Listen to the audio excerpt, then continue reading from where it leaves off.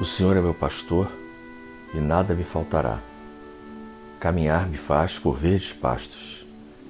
Guia-me mansamente a águas tranquilas. Refrigera minha alma. Guia-me pelas veredas da justiça por amor ao seu nome. Ainda que eu caminhasse pelo vale da sombra da morte, eu não temeria mal algum, porque tu estás comigo. A tua vara e o teu cajado me consolam. Preparas uma mesa perante mim, na presença dos meus inimigos. Unge a minha cabeça com óleo e meu cálice transborda. Certamente que a bondade e a misericórdia me seguirão todos os dias de minha vida, e eu habitarei a casa do Senhor por longos dias. O Senhor é meu pastor e nada me faltará. Senhor, deste-me a palavra por semente de luz. Auxilia-me a cultivá-la. Não me permitas envolvê-la na sombra que projeto. Ensina-me a falar para que se faça o melhor. Ajuda-me a lembrar o que deve ser dito e a lavar da memória tudo aquilo que a tua bondade espera se lance no esquecimento. Onde a irritação me procure, induz-me ao silêncio, e onde lavre o incêndio da incompreensão ou do ódio, dá que eu pronuncie a frase calmante que possa apagar o fogo da ira. Em qualquer conversação, inspira-me o conceito certo que se ajuste à edificação do bem, no momento exato, e faz-me vigilante para que o mal não me use em louvor da perturbação. Não me deixes emudecer diante da verdade, mas conserva-me em tua prudência, a fim de que eu saiba dosar a verdade em amor, para que a compaixão e a esperança não esmoreçam junto de mim. Traz-me o coração ao raciocínio, sincero sem aspereza, brando sem preguiça, fraterno sem exigência, e deixa, Senhor, que a minha palavra te obedeça à vontade, hoje e sempre. Pai nosso que estás no céu, santificado seja o vosso nome. Venha a nós o vosso reino. Seja feita a vossa vontade, assim na terra como no céu. O pão nosso de cada dia nos dai hoje. Perdoai as nossas ofensas, assim como nós perdoamos a quem nos tem ofendido. Não nos deixeis cair em tentação, mas livrai-nos do mal. Ave Maria, cheia de graça, o Senhor é convosco. Bendita sois vós entre as mulheres. Bendito é o fruto do vosso ventre, Jesus. Santa Maria, Mãe de Jesus, rogai a Deus por nós, pecadores, agora e na hora de nossa morte. Amém. Senhor da vida, queremos mais uma vez elevar as nossas preces para podermos receber a tua misericórdia e a proteção da corrente franciscana, das falanges brancas do universo, de Miguel Arcanjo e dos orixás que comandam a CFA, a fim de prosseguirmos na nossa trilha em busca da luz. Pedimos humildade para reconhecermos as nossas imperfeições e força e determinação para superá-las. Ajuda-nos, Senhor, a identificarmos e aproveitarmos as incontáveis oportunidades que surgem no nosso caminho de aprender e praticar os ensinamentos do nosso Mestre Jesus, particularmente a caridade aos nossos irmãos sofredores, que experimentam as amargas provações desse momento turbulento que a humanidade atravessa.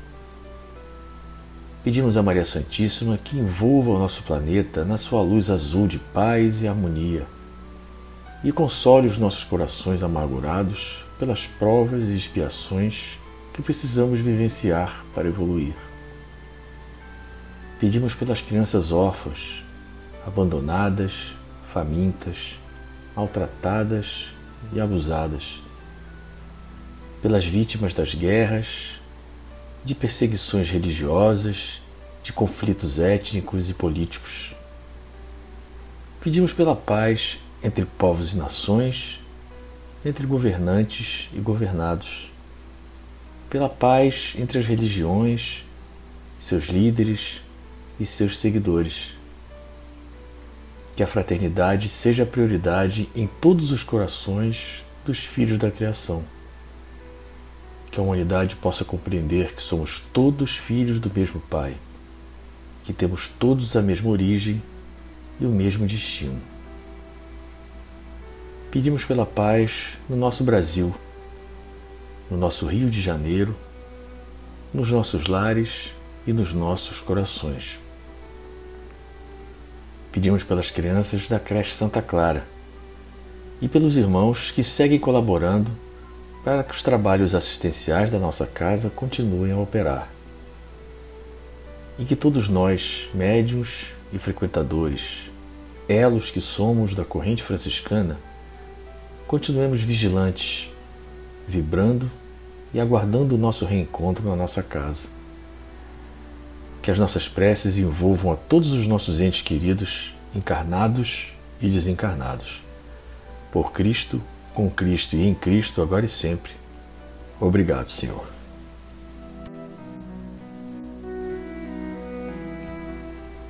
Queridos irmãos, bem-vindos a mais um Evangelho da nossa Casa de Francisco de Assis. Hoje nós voltamos ao capítulo 12 do Evangelho, Amai os vossos inimigos. Se alguém vos bater na face direita, apresentai-lhe também a outra. Aprendestes o que foi dito, olho por olho e dente por dente. Eu, porém, vos digo que não resistais ao mal que vos queiram fazer, que se alguém vos bater na face direita, lhe apresenteis também a outra, e que se alguém quiser pleitear contra vós, para vos tomar a túnica, também lhe entregueis o manto, e que se alguém vos obrigar a caminhar 1000 passos com ele, caminheis mais 2000. Dai àquele que vos pedir, e não repilais aquele que vos queira tomar emprestado. Essa passagem é do Evangelho de Mateus, capítulo 5, versículos 38 a 42. Os preconceitos do mundo sobre o que se convencionou chamar ponto de honra produzem essa suscetibilidade sombria, nascida do orgulho e da exaltação da personalidade, que leva o homem a retribuir uma injúria com outra injúria, uma ofensa com outra, o que é tido como justiça por aquele cujo senso moral não se acha acima do nível das paixões terrenas. Por isso é que a lei mosaica prescrevia olho por olho, dente por dente, de harmonia com a época em que Moisés vivia. Veio o Cristo e disse: retribuí o mal com o bem. E disse ainda: não resistais ao mal que vos queiram fazer. Se alguém vos bater numa face, apresentai-lhe a outra. Ao orgulhoso, este ensino parecerá uma covardia, porquanto ele não compreende que haja mais coragem em suportar um insulto do que em tomar uma vingança, e não compreende, porque sua visão não pode ultrapassar o presente. Dever-se-á, entretanto, tomar ao pé da letra aquele preceito? Tão pouco quanto o outro que manda se arranque o olho quando for causa de escândalo.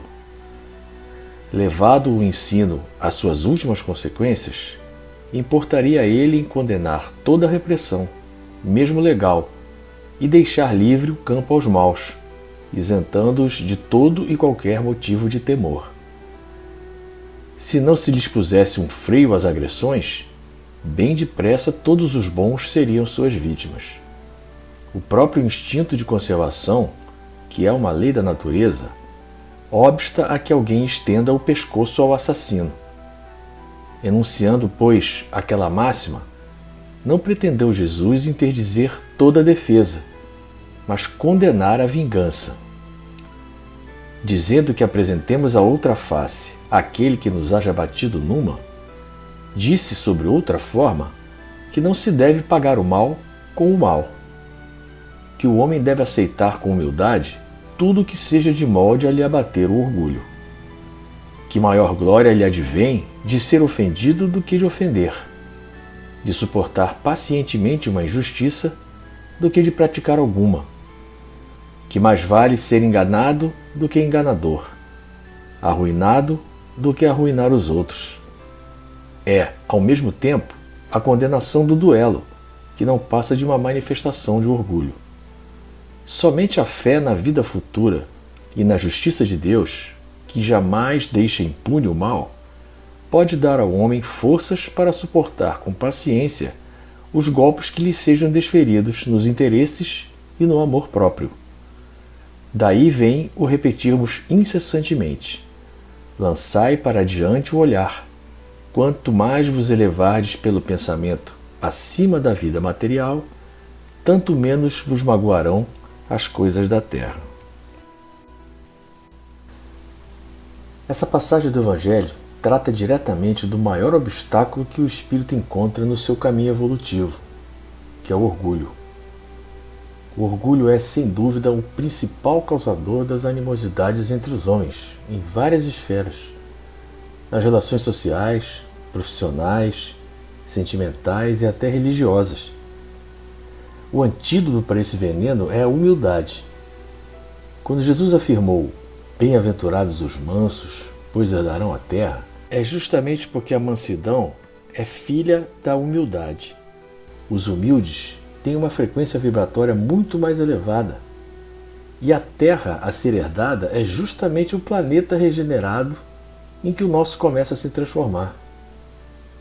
Oferecer a outra face, quando nos baterem numa, é simplesmente nós não respondermos a uma descarga de violência com mais violência. Se nós pararmos para analisar e comparar 3 reações que nós podemos ter quando somos agredidos, uma quando revidamos, outra quando não conseguimos revidar, embora quiséssemos, e a terceira quando simplesmente nós não nos importamos com a ofensa. Nós vamos constatar que a que menos prejudica a nossa frequência vibratória é exatamente aquela que o orgulho chama de covardia. Se a mansidão é filha da humildade, a vingança é filha do orgulho. Existe aquele ditado que diz: quando um não quer, 2 não brigam. O olho por olho da lei mosaica é a fórmula da guerra. Quantos conflitos teriam sido evitados na história da humanidade se os homens oferecessem a outra face com mais frequência? E a doutrina espírita, através da lei de causa e efeito, nos oferece uma visão mais ampla, que nos permite enfrentar as ofensas sabendo que elas têm uma causa. Se nós temos consciência do nosso passado de erros, fica mais fácil nós lidarmos com os reveses que nós mesmos possamos ter causado em vidas passadas. Não é satisfazendo o orgulho ferido que nós vamos construir um futuro melhor. Pelo contrário, é com humildade e serenidade que nós vamos neutralizar os ataques e nos credenciar a herdarmos a terra regenerada. Então é essa a lição do Evangelho de hoje, que nos convida a nos preservarmos vibratoriamente, vigiando as nossas reações perante os golpes que ainda temos que encarar no nosso processo evolutivo.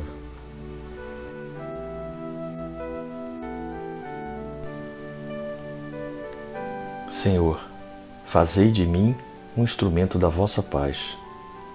Onde houver ódio, que eu leve o amor. Onde houver ofensa, que eu leve o perdão. Onde houver discórdia, que eu leve a união. Onde houver dúvidas, que eu leve a fé. Onde houver erro, que eu leve a verdade. Onde houver desespero, que eu leve a esperança. Onde houver tristeza, que eu leve a alegria. Onde houver trevas, que eu leve a luz. Ó Mestre, fazei que eu procure mais consolar que ser consolado, compreender que ser compreendido, amar que ser amado, pois é dando que se recebe, é perdoando que se é perdoado, e é morrendo que se vive para a vida eterna. Que a paz de Deus, permaneça sempre em nossos corações.